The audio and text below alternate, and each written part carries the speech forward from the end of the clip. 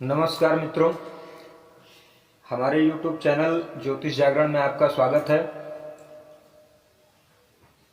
मित्रों, आप लोग जानते हैं कि हम लोग फलित ज्योतिष की एक सीरीज पे पढ़ रहे हैं, जिसमें ज्योतिष शास्त्र का हम लोग अध्ययन कर रहे हैं। मित्रों, हमारा प्रयास है कि ज्योतिष शास्त्र में जो भ्रांतियां फैली हुई हैं, जो टोने टोटके बताए जाते हैं, उनको दूर करके जो सही चीज़ है वो लोगों तक पहुँचे। हमने पीछे पढ़ा था कि ज्योतिष शास्त्र के 3 स्कंद होते हैं: सिद्धांत, संहिता और होरा। सिद्धांत शास्त्र में गणित ज्योतिष की पढ़ाई होती है।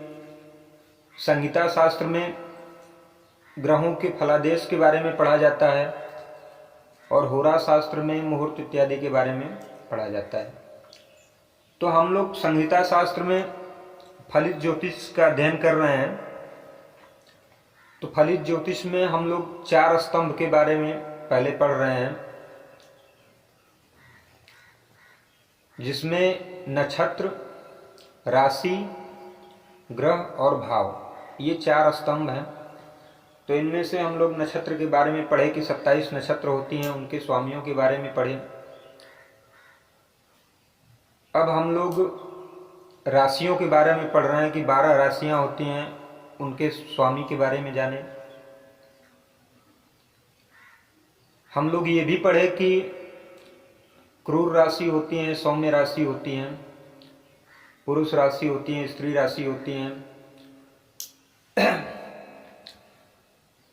फिर उसके बाद हम लोग गुणों के आधार पे भी राशियों का विभाजन पढ़े। त्रैगुण के बारे में, सतोगुण, रजोगुण, तमोगुण के बारे में। उसके बाद हम लोग अब जो है फलित ज्योतिष पाठ संख्या 8 में राशियों को दिशा निरूपण के हिसाब से पढ़ेंगे कि किस दिशा में किस राशि का स्थान है। हम लोग गुण तत्व के हिसाब से पिछले पाठ में पढ़े थे कि राशियां 4 प्रकार से होती हैं, उनमें 4 गुण पाए जाते हैं, जैसे अग्नि, पृथ्वी, वायु और जल। अगर ये आप लोग क्रमबद्ध तरीके से याद किए होंगे तो आज आपको इस पाठ में बहुत आसानी होगी। हमने पढ़ा था कि अग्नि तत्व की जो राशियां होती हैं वो 1, 5, 9, मेष, सिंह और धनु।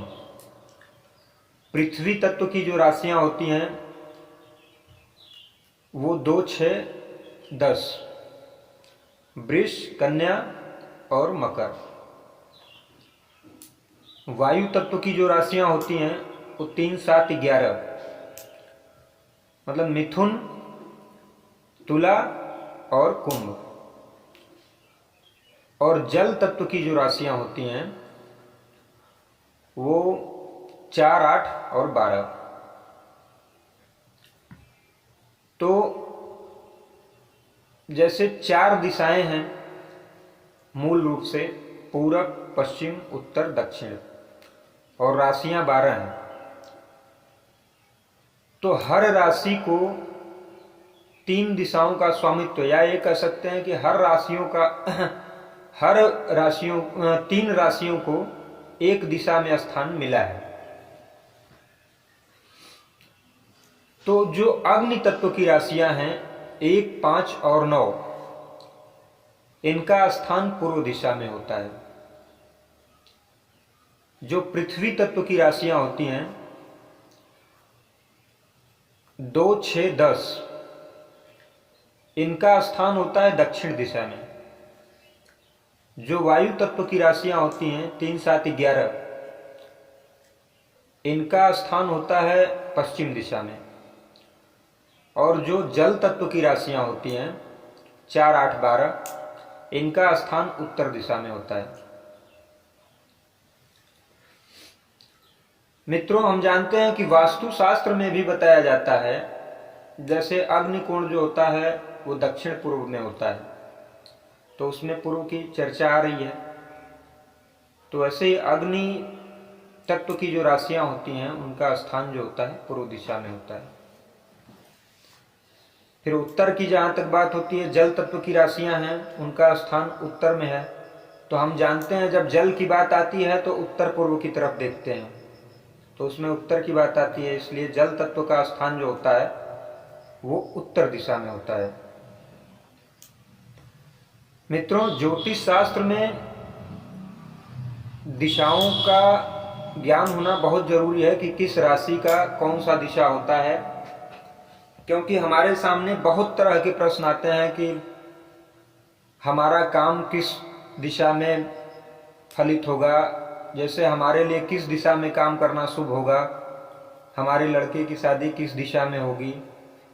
तो ये सब चीज़ हम लोग आगे ग्रहों के हिसाब से देखते हैं कि किस भाव का स्वामी किस दिशा में गया है और किस राशि में बैठा है, उस राशि का स्थान किस दिशा में है, उसके हिसाब से आगे जवाब दिया जाता है।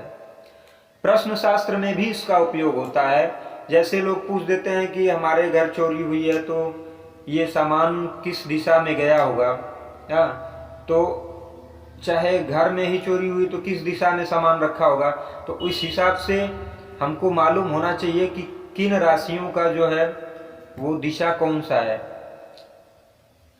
तो इस प्रकार दिशा निरूपण आगे वास्तुशास्त्र में भी इसका प्रयोग आएगा कि जल खोजना हो तो किस दिशा में जल तत्व की राशियां हैं, फिर किस दिशा में किचन बनाना चाहिए, किस दिशा में बाथरूम बनाना चाहिए। ये सब चीज़ें जो हैं हम लोगों को आगे, अगर हम लोग दिशाओं का ज्ञान रखेंगे कि किस दिशा में किस राशि का स्थान है, तो हमारे लिए आसान होगा।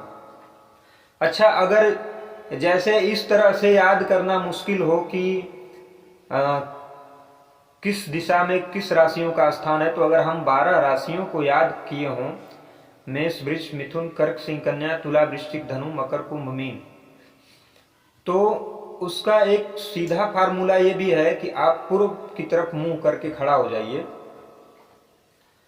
और तो सामने जो है पूर्व की तरफ जो होगी वो मेष राशि होगी, पहले नंबर की पहली राशि जो होगी वो मेष राशि पूर्व दिशा में हो गई।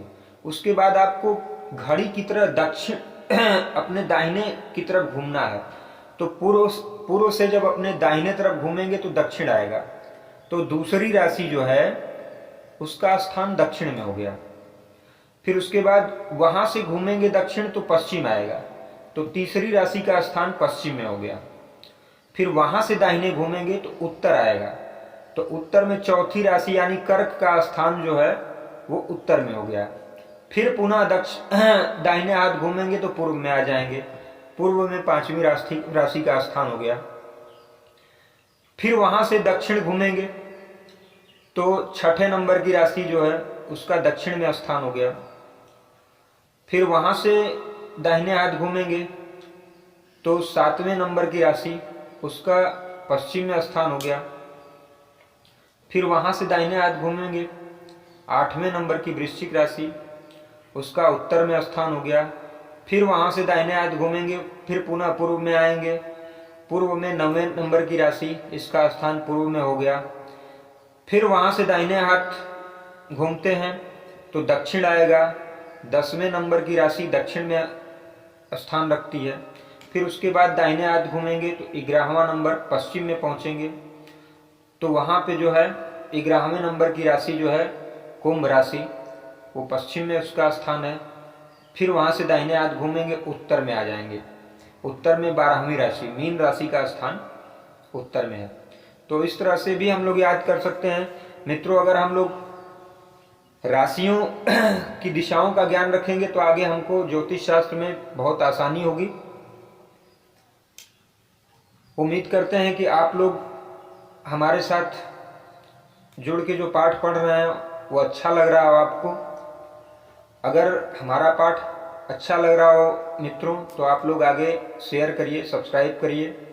हम कोशिश करेंगे और अच्छे से जो भी ज्ञान की बातें हैं आपके सामने आए और जो ज्योतिष शास्त्र में मिथक है उनको दूर किया जाए। ये हमारा प्रयास है। इसमें आपका सहयोग भी सराहनीय होगा। अगर आप चाहते हैं, आप भी सनातन संस्कृति को आगे बढ़ावा देना चाहते हैं, तो हमारे साथ जुड़ के हमारे चैनल को सब्सक्राइब करके शेयर करके आगे बढ़ा सकते हैं। बाकी आप लाइक करें, कमेंट करें। कोई प्रॉब्लम हो, कुछ चीज़ ना समझ में आए तो आप कमेंट करके लिख सकते हैं, हम उसका जवाब कमेंट पे भी देंगे। हर हर महादेव।